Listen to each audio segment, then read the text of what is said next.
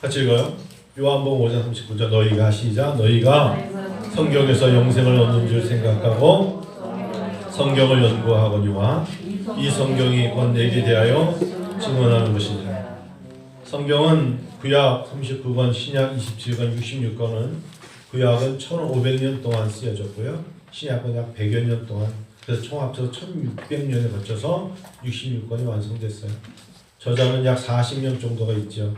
왕으로서 다윗도 그랬고, 제사장으로서 학자, 에스라 같은 경우 학자, 그다음에 시인이 많았죠. 어부 베드로, 의사 누가, 참 다양한 사람들이 성경을 썼어요. 철학 그러면 바울이 있지 않습니까? 하나님의 사람들에 의해서 성경이 쓰여졌죠. 이 하나님의 말씀을 통하여서, 근데 성경 전체가 66권이 예수 그리스도에 대하여 증언하는 것입니다. 여러분 이걸 믿어야 돼요. 성경은 예수님이 누구신가? 예수님이 왜 오셨는가? 예수님께서 왜 죽으셨는가? 그 이름 예수라.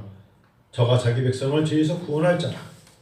하나님이 도성이신 인카네이션, 즉 예수님이신 하나님이신 예수님께서 인간의 옷을 입고 오셨다. 그래서 그 이름을 임마누엘이라. 내가 너희와 함께 있을 것이다.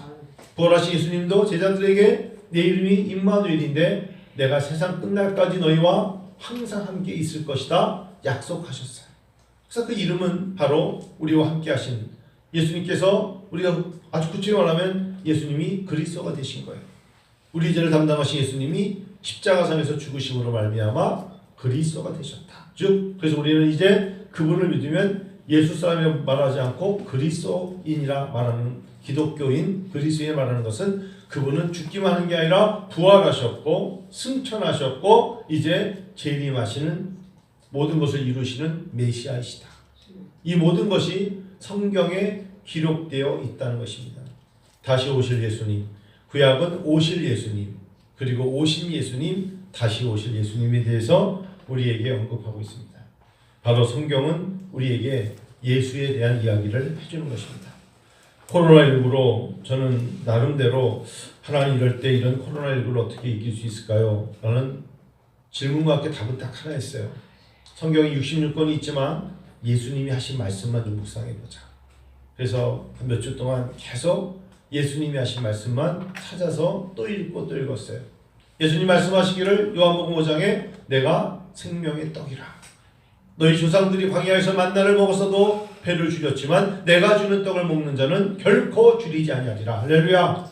그래서 우리가 코로나19로 직장과 생계와 일터에 어려움이 있을지라도 설령 우리가 더 좋은 걸 먹어도 배고프지만 주님의 주시는 말씀을 먹고 그 말씀을 통하여 나가는 자는 결코 줄이지 않는다 하심을 믿게 되었죠.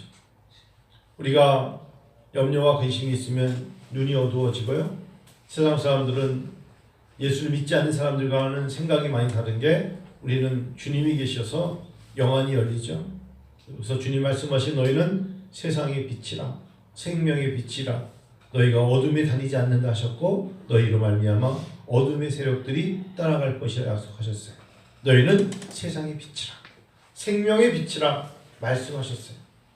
주님 말씀하시기를 요한복음 11장에 나는 부활이요 생명인데 너희가 이것을 믿느냐 이렇게 물어보셨어요. 주님이 부활이라 하셨어요. 그래서 주님이 머물렀던 무덤은 비었죠. 그리고 주님이 입으셨던 수의는 객혀 있었어요. 주님은 분명히 부활하셨어요. 할렐루야. 주님은 그곳에 머무르신 분이 아니라 주님이 부활하심을 너희가 믿느냐. 오늘날 우리들에게 주님 말씀하심을 너희는 믿느냐고 물어보시는 겁니다. 믿죠? 저도 믿습니다. 그래서 예수님 하신 말씀을 생각하면서 결국 두 가지 길밖에 없어요. 천국이냐 지옥이냐, 코로나에 걸리느냐 안 걸리냐. 그게 아니라 우리가 사는 것이 천국 가느냐 지옥 가느냐. 예수를 믿고 주 예수를 믿으라 그리하면 너와 네 집이 구원을 받겠다고 하셨던 바로 사도행전에 나왔던 말씀이 사실은 이름이 그 예수, 그 예수를 믿어야 구원받는데 천국이냐 지옥이냐. 그래서 그 이름에 주님이 말씀하시기를 그 예수란 이름을 가지고 말씀하시기를 왜 주님이 이 땅에 오셨느냐. 하나님이 세상을 이처럼 사랑하셨기 때문에. 바로 당신이 하나님이신데 독생자를 내어주시는데 이른 저를 믿는 자마다 멸망하지 않고 영생, 즉 우리에게 은사를 주시는데 영원한 생명, 구원을 받게 하십니다 라고 말씀하신 것이죠. 우리가 이것을 믿죠. 우리가 영생의 선물 구원을 믿기 때문에 하나님의 백성이 된 것이에요. 진리를 알지니 진리가 너희를 자유케 하리라 하셨어요. 여러분 자유하실 줄 믿습니다. 즉 죄에서 자유함을 얻고 우리의 매여있고 묶어놓고 얽매인 것에서 주의 말씀을 통하여서 자유함을 얻는 것이죠. 왜요? 예수님이 진리십니다. 예수님께서 요한복음 14장에 내가 곧 길이요 진리요 생명하셨을 때 바로 주님을 따라가야 천국의 길을 가는 것이고 주님을 따라가지 않으면 천국의 길을 가지 못하는 것입니다. 천국과 지옥밖에 없어요. 여러분 다 우리가 천국에서 다시 만나게 될 줄로 믿습니다. 하나님의 백성입니다. 제가 9시 예배도 질문했습니다만 가장 좋아하는 음식이 무엇입니까? 저마다 자기가 좋아하는 음식이 있어요. 다 좋아할 수도 있죠. 여러 가지를 고루고루 다 잘 먹을 수 있지만 유난히 그 사람이 좋아하는 음식이 있을 수 있어요. 똑같은 생선을 먹어도 나는 이런 생선을 더 좋아한다 말할 수 있고 똑같은 고기를 먹어도 어떤 취향의 음식을 먹을 수 있어요. 근데 오늘 2020년 어느덧 9월도 지나가는데 코로나19가 닥쳤을 때 주님이 우리에게 요구하시는 건 이런 겁니다. 주의 말씀이 꿀송이보다 더 답니다. 시편 119편 103절의 말씀처럼 내가 하나님 주의 말씀이 꿀송이보다 더 다네요 라는 것을 주님이 듣기 원하신다는 것을 믿으세요. 많은 음식을 먹을 수 있어요. 우리가 코로나19 때문에 이 어려움이 있다고 먹을 거 안 먹고 우리가 굶어 죽지는 않죠. 먹고 있어요. 그런데 주님이 우리에게 요구하시는 것은 주의 말씀이 꿀송이보다 단다는 이야기를 듣기 원하신다면 여러분 그 음성을 따라 때로는 어느덧 9개월 동안 염려만 했네 이게 아니라 주의 말씀을 꿀송이보다 다네요 라고 한번 말했으면 좋겠어요. 성경부터 시작합니다. 말씀부터 시작합니다. 말씀이 있는 곳에 비전이 있고 말씀이 있는 곳에 뜻이 있고 말씀이 있는 곳에 그 사람의 영안이 열리고요. 하나님 말씀이 나를 끌어갑니다. 올 1월 달이었죠. 사실은 작년 12월 달에 올 2020년의 주제가 은혜와 감사의 잔이 넘치는 한 해였어요. 근데 하나님 앞에 은혜와 감사의 잔이 넘치는 게 무엇이 있을까? 그래서 제가 하여튼 작년에 우리 달력에도 보시면 은혜와 감사의 잔이 넘치는 한 해 생각하고 작년에 기도하면서 미국을 가면 영어 캠프로 가면 꼭 가야 될 곳이 어딜까 기도하다가 간 곳이 CIU 켈빈 인터 유니버시티의 바로 헤드쿼터인 곳에 방문했습니다. 저는 생생히 기억합니다. 하나님 제가 무모한 짓을 합니다. 어쩌면 욕을 먹을 수도 있습니다. 근데 이번 기회 하나님께서 저를 인도해 주시옵소서 하고 제가 미리 약속을 하고 그 헤드쿼터에 처음 어딘지도 모르고 그곳에 이제 사람 이름과 검색을 해가지고 그곳에 찾아갔어요. 찾아가서 단독직입적으로 여쭤보고 코로나라는 것이 올 줄 몰랐죠. 근데 제 마음속에는 확신을 갖고 이 학교를 이렇게 하는데 우리가 먼저 이런 학교를 그레이스라는 학교를 같이 하다가 아무리 봐도 이 학교는 신앙 노선이 안 맞고 일하는 사람들이 맞지 않기 때문에 저는 아직 소속은 그레이스에 있지만 아무래도 갈등이 생깁니다. 기도할 때마다 갈등이 생깁니다. 왜냐하면 싱크리티즘, 혼합주의 이런 어떤 개혁주의지 않은 입장에서 모든 신학을 다 열어놓고 공부한다는 측면이 저에겐 도저히 맞지 않는 거예요. 동성애 어떻게 생각하냐 이러면 우리는 명확한 답이 나와야 되는데 거기는 이런 것도 들어봐야 되고 이런 입장도 들어봐야 되고 이런 것도 받아줘야 되고 다 이런 쪽으로 나가니까 힘든 거죠. 하나님의 예지, 하나님의 계획, 하나님의 섭리, 하나님의 주권 이런 얘기를 하면 오히려 그런데 반박 논쟁으로 그럼 하나님이 이럴 때 왜 예수 잘 믿는 사람들 망하게 했냐 뭐 이런 거에 대해서 논해봐야 되는데 안 맞는 거죠. 힘들어도 노선이 있어야 되는데 그래서 갈등을 하다가 제가 올해 1월달에 찾아가서 헤드쿼터에 가서 총장 직무 대행을 맡고 있는 분을 만나서 제가 그냥 요번에 부족하지만 저희가 이거를 맡아서 한국에서 해보겠습니다. 그리고 그분이 순수하게 그렇게 인앤아웃 버거를 먹으면서 해보시오. 그리고 내가 부총장들에게 다 의논을 하는데 미국 2명의 부총장이 있습니다. 첫 번째 선생님 댄 데니얼이라는 분이 릭 웨렌 목사님 교회 협동 목사의 세조백 교회.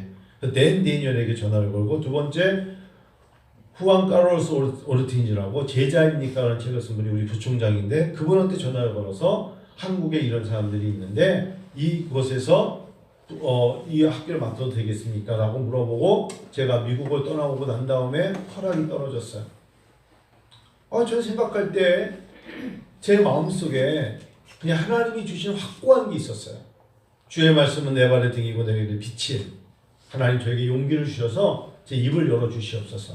시편 2편에 네 입을 열어라. 내가 열방을 내게 주겠다 약속하셨고 하나님 제가 감히 열어볼게요. 그리고 가서 처음 만난 분하고 제가 미국에서 처음 만난 거죠. 악수를 하고 한국에서 만난 적이 있지만 그 말을 열었고 자 그때는 몰랐는데 이제 9개월이 지났어요. 그리고 하나님이 9월 24일 날 제 마음속에 은혜와 감사의 잔이 넘치는 것 중에 하나가 길을 여시는 거죠. 하나님 그렇게 일하신다는 것을 가끔 가다가 놀라울 정도로 고백하게 됩니다.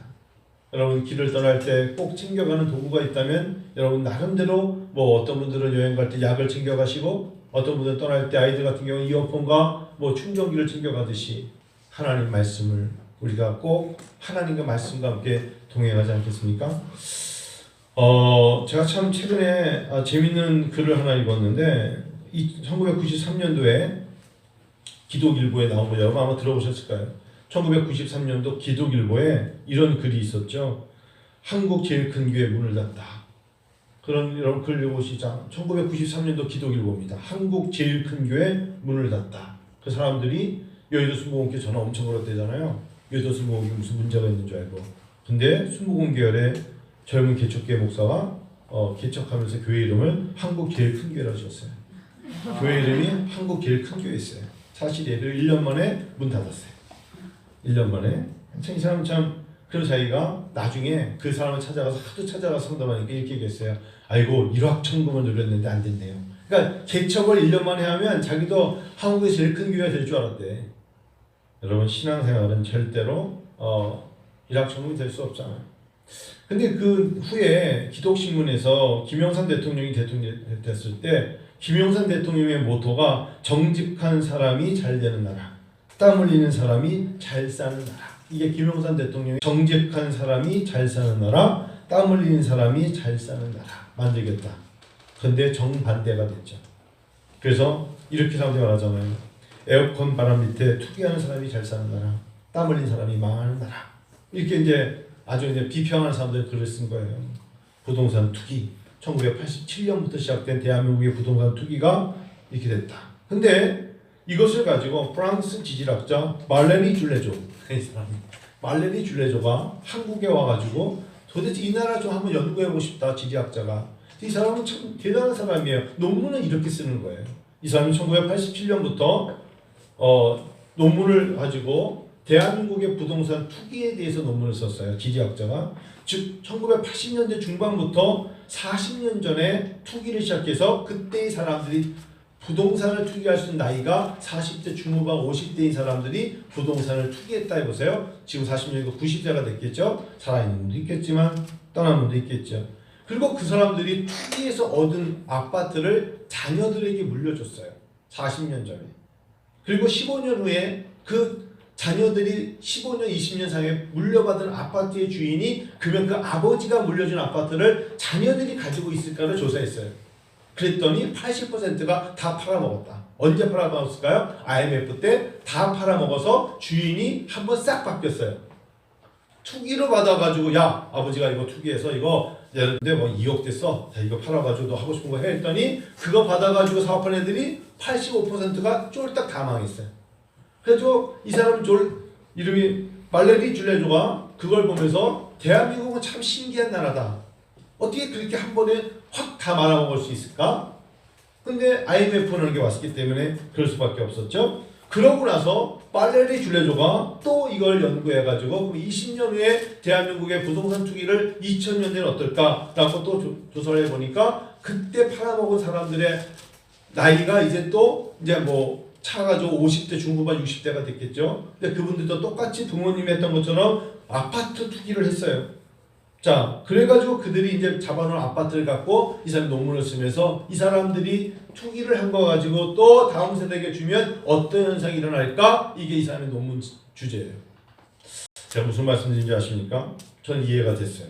제가 오늘 저희 교회 한번 등기사항 전부 증명서 말소사항을 한번 들여다봤어요. 제가 이거 살 때 저희 교회가 땅을 구입할 때 저한테 이 땅에 대한 이야기를 해줬던 분이 기억이 나서 그래요.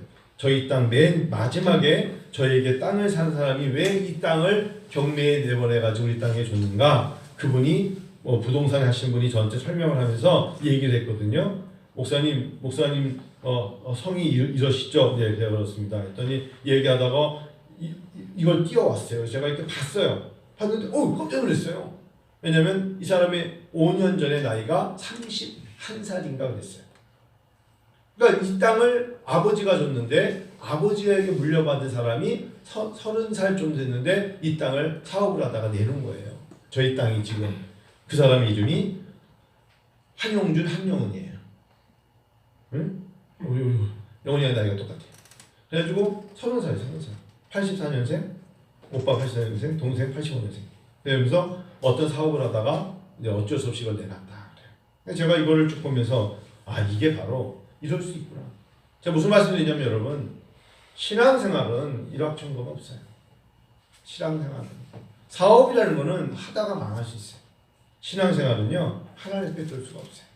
그래서 마음속에 제가 이 말소상 토지 이걸 보면서 어떤 생각을 갖냐면 우리가 물질이라는 건 있다가도 없다가도 할 수 있어요.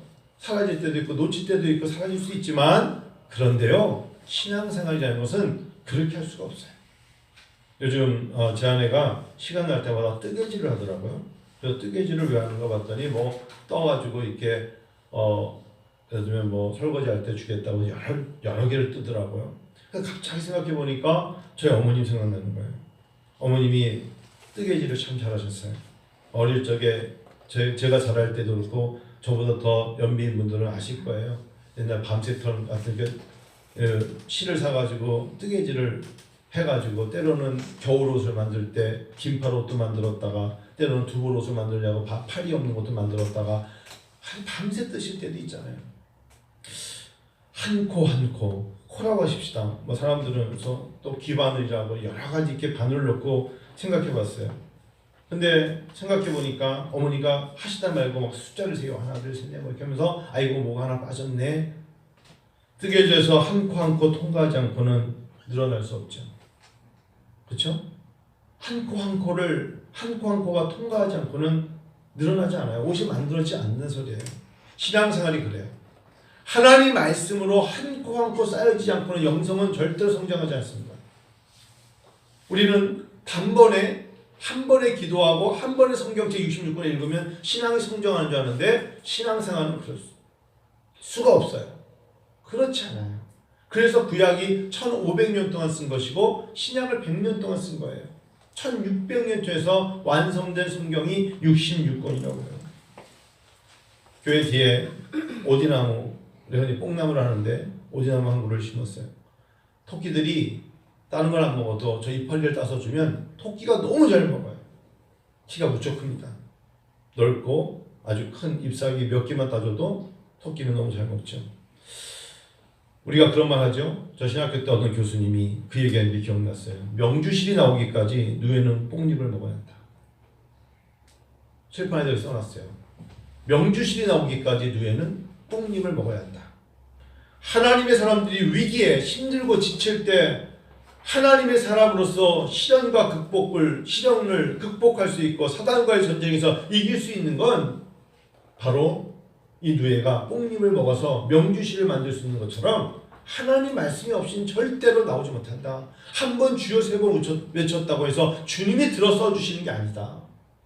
내가 흥분된 감정으로 주님을 찾는다고 해서 주님이 응답하지 않는다는 것입니다. 명주실이 나오기까지는 누에는 뽕잎을 먹어야 한다. 제가 오전에 9시에도 그 예를 들었습니다만 은행에다가 입금해 놓지 않고 출금할 수 있습니까? 입금을 해야죠. 그래 출금이 나오는 거예요. 하나님 앞에 말씀이 입금이 돼야 어렵고 힘들 때 기도가 나오는 것이고 말씀의 능력이 나오는 거예요. 하나님 앞에 말씀을 입금하지 않고 어떻게 우리가 능력이 나오길 원하겠어요? 있을 수 없는 이야기죠.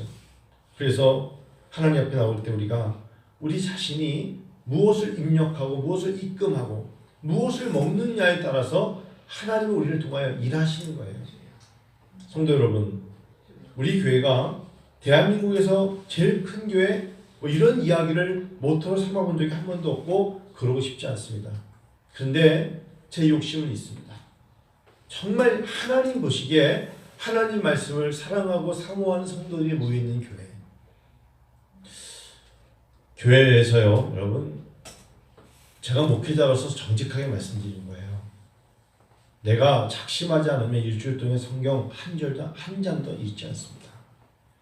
내가 하나님 말씀은 내 발의 등이요 내 길의 빛입니다 라고 말하면서 하나님 말씀을 시간을 내서 내가 묵상해야지 라고 작심하지 않으면 일주일 동안에 내 성경책 펼쳐서 한 장도 읽지 않는 게 우리들의 모습일 수 있습니다. 왜 그렇게 바쁜지요? 왜 그렇게 많은 시간을 하나님 생각하는 거에 할애하지 않고 자기들이 가지고 있는 거. 근데요, 하나님은요 전지전능하세요. 전지, 하나님 모든 것을 아시고 전능, 모든 것을 행하시는 그 하나님이 정말 당신의 도구로 쓰고 싶으시면 그 사람을 성경 읽게 하셔요. 그 사람을 기도하게 하세요. 그 사람을 하나님께 나오게 하세요.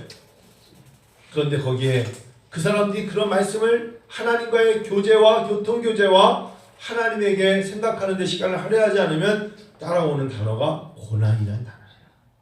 채찍이라는 단어예요.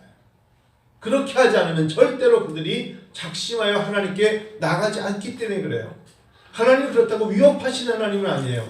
너희가 내 말을 듣고 내 규례를 따라 행하면 내가 너희에게 복을 주겠다고 약속하심을 믿고 그 약속을 바라보게 하시죠. 여러분과 제가 그런 하나님이 좋아서 하나님을 따라가지 않겠습니까?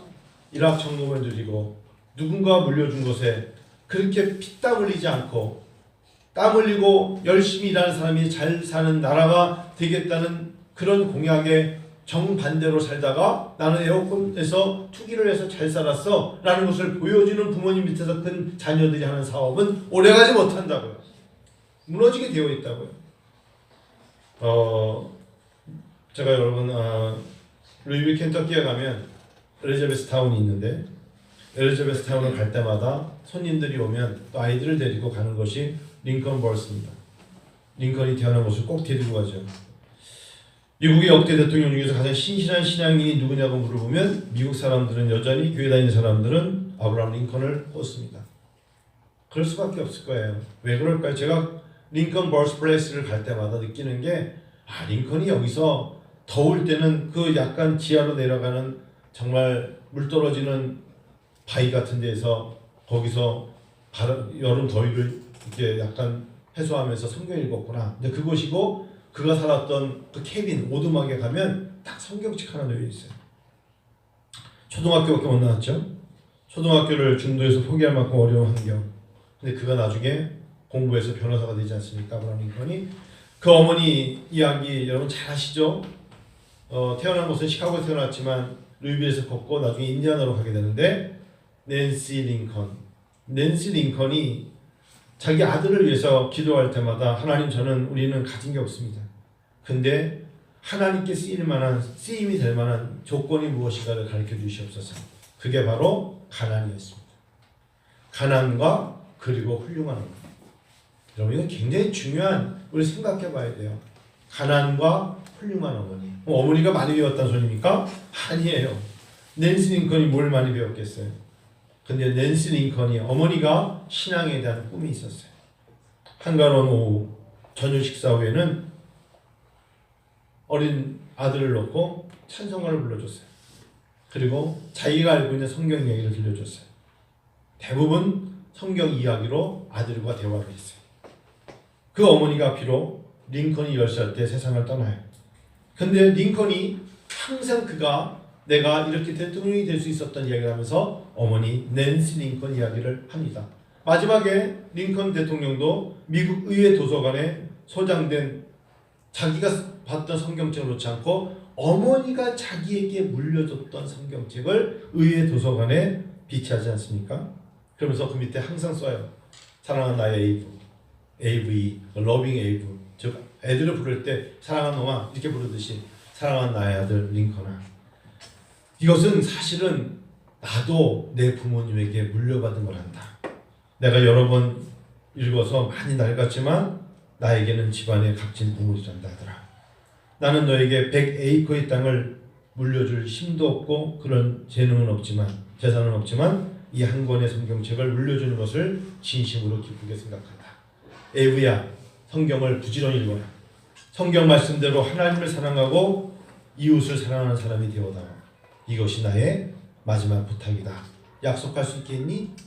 이 약속을 아브라함 링컨은 10살 때 낸시 어머니가 세상을 떠날 때 네라고 대답했다는 거예요. 엄마, 제가 이 약속을 읽어드릴게요. 그 약속을 제가 지키겠습니다. 그랬기 때문에 아브라함 링컨이 시간이 날 때마다 어려울 때마다 그는 하나님 앞에 그 말씀을 따라서 기도하는 자가 되었고 그는 어머니의 유언을 따라서 아침에 일어나면 그래서 우리가 그냥 영어로 할 때 그런 말 많이 하잖아요. 아브라함 링컨 이야기를 하면서 우리가 No Bible, No Breakfast 그 얘기 많이 하잖아요. 아브라함 링컨이 진짜 그랬다는 거예요. 성경에 있지 않으면 어머니가 그랬대잖아요. 아침 먹지 마라. 성경을 읽지 않고는 아침을 먹어서는 안 된단다. 이게 사실은 낸시 링컨이 말했던 거예요. 그리고 나중에는 No Bible, No Bed. 성경을 읽지 않고는 잠자리에 들어서는 안 된단다. 그런 이야기를 들었을 때 그 이야기를 그대로 실천했던 아브라함 링컨이 결국은 대통령이 될 수 있었던 거 아니겠어요? 여러분 잘 아는 이야기 있잖아요. 고비고기마다 어쩌면은 미국이 남북전쟁을 치르고 있을 때 전세가 북군에 유리하지 못하니까 링컨 대통령이 부시게 빠진 뭐 그런 얘기 있지 않습니까? 그러면서 남부가 왜냐면 이 남부 쪽에는 이 남부에서는요 노예 제도가 절대 필요했어요. 남부라 그러면 이제 켄터키 뭐 이 밑에를 사람들은 그러니까 노예 제도에 대해서 이 나중에는 생각할 때 노예가 없이는 목화밭도 그렇고 또 담배 농사도 그렇고 그거는 해낼 수가 없으니까 남부와 북쪽은 철저하게 이 노예 제도를 놓고 싸울 수밖에 없었던 거예요. 그때 아브라함 링컨에게 많은 사람들이 와가지고 어느 쪽이냐 여러분 잘 아시는 이야기 있잖아요. 내가 염려하는 건 누구 쪽 어느 쪽의 이슈와 정의가 아니라 내가 염려하는 것은 누가 더 많이 기도하느냐 누가 더 예배를 드리느냐도 아니고 내가 염려하는 것은 하나님 우리 편에 계심이 아니고 우리가 하나님 편에 있는가는 것입니다. 우리가 하나님 편에 있는가. 코로나19가 두려운 게 아니라 코로나19 때 제가 염려하는 거 저도 마찬가지고 예배를 안 드리니까 사람들이 하나님에 대한 생각을 잃어버렸어요. 예배를 안 드리니까 사람들이 평일날 기도와 말씀을 잃어버린 거예요. 아 그래요? 비대면으로 갈 수도 어쩔 수 없으니까 비대면이라고 하십시다. 그래서 나는 헌금 생활도 그렇고 예배 생활도 그렇고 기도 생활도 그렇고 더 열심히 합니다. 그렇다면 저는 우리 교회가 공간 필요 없어요. 온라인 예배로 설교 드리고 각자가 제가 전화로 신방하고 여러분에게 어떻게 지내십니까 물어보면 되는데 제가 9개월 동안 느낀 것은 뭐냐 예배가 약하니까 성도들이 일상의 삶 속에서 기도라는 단어가 너무 멀리 갔어요. 말씀이 너무 멀리 갔어요. 하나님을 경외하며 하나님의 성령을 의지한다는 단어가 많이 사라져버렸어요. 특별히 안타까운 건 하나님의 말씀이 없다는 거예요. 미국의 대통령들은 어느 대통령, 어느 성경책 위에 손을 넣는 것이 그들의 관심사였어요. 미국 대통령들을 대체로 개인적으로 사용하던 성경책을 헌소에 사용했다고 합니다. 제가 평생 봤던 성경책입니다 하면서 대통령이 되면 자기가 썼던 성경책을 가지고 와서 선서에 사용했어요. 하지만 유서가 깊은 조지 워싱턴 대통령의 성경을 종종 드는 대통령들이 있었고, 1921년에 조사해 보니까 위런 하딩이나 지미 카터 대통령이 조지 워싱턴 대통령의 성경 위에 선서에 사용했다고 합니다. 그런데 오바마 대통령만이 말씀드렸던 이 아브라함 링컨이 썼던 그 성경책에 성경에 손을 얹었죠. 그리고 그가 열린 공식 취임식에 자기가 그 말씀에 올려놓을 때 바로 앞에 있는 자기 아내 미셸에게 이 성경책을 좀 들어달라. 그리고 거기에 손을 얹고 선서합니다. In God we trust. 하나님에서 우리는 믿습니다. 이 성경을 믿습니다. 여러분, 미국이라는 나라는 우리보다 더 종교의 자유가 있는 나라입니다. 그러면 그런 나라도 사람들에게 마지막 최고의 권위가 무엇이냐? 하나님 말씀이랍니다. 하나님 말씀이 최상의 권위다. 여러분, 지미 카터 대통령 아시죠? 1924년생입니다. 최장수 94세 미국 대통령. 땅콩 농장주 출신. 근데 지미 카터 헤비타트가 유명한 게 아닙니다. 제일 중요한 건 지미 카터가 1977년부터 지금까지 오면서 그가 하나님 앞에서 가장 내세울 수 있는 게 뭐냐? 마라나타 침례교회입니다. 자기가 대통령을 은퇴하고 나서도 자기가 머물렀던 동네에 마을 전체 주민이 650명입니다. 650명, 자기 고향이에요. 650명 있는 곳에 가서 마라나타 침례교회는 어린아이들까지 합쳐서 30명이 모이는 교회입니다. 여기서 자기가 주일학교로 지금까지 총 685번 동안에 685번을 통해서 매 주일날 성경 말씀을 한 번도 빠지지 않고 가르쳐 왔어요. 지금은요, 650명의 마을 주민보다 매주마다 그 교회를 구경 오는 사람이 800명이 넘는데요. 지미 카터 대통령이 30명이 마라나타 침례교회에 있음으로 말미암아 그 교회 사람들은 원래 멤버십, 매주보다 사람 바뀌는 거죠. 800명의 사람들은 주일날 와가지고 예배드리지만 원래 멤버십에 거기 사는 사람들은 30명밖에 없대요. 이런 얘기를 하면서 지미 카터에게 다른 건 다 양보해도 내가 양보할 수 없는 게 있는데 그건 바로 하나님 말씀 묵상하는 것입니다. 그래요. 오늘 미국 사람들 얘기해서 죄송합니다만 우리가 그래야죠. 오늘날 이 어려울 때 살면서 사랑하는 성도 여러분, 추석 맞이해서 무엇을 할까 고심하지 말고 고심하지 마시고 성경 봅시다. 한번 해보자고요. 하나님 말씀을 깊게 보고 하나님 말씀을 묵상하면서 자녀들에게도, 저도 아이들 3명이 있지만 잘 염려되는 건 다른 거 아닙니다. 제 애들이 앞으로 어떻게 살까? 그것이 염려되지만 가장 하나님 그런데 마음속에 평안을 얻는 것은 저 아이들이 하나님 말씀을 등한시하지 않고 말씀을 따라가면 하나님이 도우실 거야. 하나님이 도우실 거야. 그 확신을 갖고 이겨내는 겁니다. 여러분과 제가 명주실 생각하고 입금 생각하고 출금 생각하면 하나님 말씀을 먹는 자가 하나님 말씀의 능력을 고백하게 되어 있습니다. 성경은 예수님을 증거하는 것입니다. 성경 안에는 예수님의 능력이 있고요. 성경을 통하여 예수님이 하신 말씀이 있어요. 그래서 코로나19 때 여러분 사복음서를 통해서 예수님이 뭐라고 말씀하셨는가 한번 찾아보시면서 마태, 마가, 누가, 요한을 올 10월달부터 12월달까지 성경 26권 다 못 읽으시면 마태, 마가, 누가, 요한 사복음서를 읽으시면서 예수님께서 하신 말씀만 언더라인 긋고 그 말씀을 아멘 하시면서 기도해 보세요. 하나님이 도우실 거예요. 하나님이 일하실 거예요. 주님 말씀하시길 내가 길이요 진리요 생명이니 나로 말미암지 않고는 아버지께 올 자가 없다 하심을 말씀하셨을 때 아멘 하시면서 다른 사람도 아니고 예수님이 하신 말씀이에요. 내게 오는 자는 힘을 얻으리라. 수고하고 무거운 짐진 자도 다 내게로 오라. 내가 너희를 쉬게 하겠다. 나는 포도나무에 너희는 가지라 하셨어요. 너희가 내 안에 거하고 내 말이 너희 안에 거하면 무엇이든지 원하는 대로 구하라. 그래야 내가 시행하리라. 너희가 이전에 구하지 않았으니 이제는 기도하라. 그래야면 너희가 받게 될 것인데 너희의 기쁨이 충만하리라. 그럴 때 아멘 하는 거예요. 주님 말씀하시기를 믿는 자는 이런 표적이 따른다. 너희가 설령 독을 해를 받을지라도 너희의 아무런 어려움이 없을 것이다. 약속하셨어요. 세상 끝날까지 내가 너희와 항상 함께 있겠다. 약속하셨잖아요. 아멘 하시면서 주님 하신 말씀을 묵상해 봅시다. 주님이 도우셔요.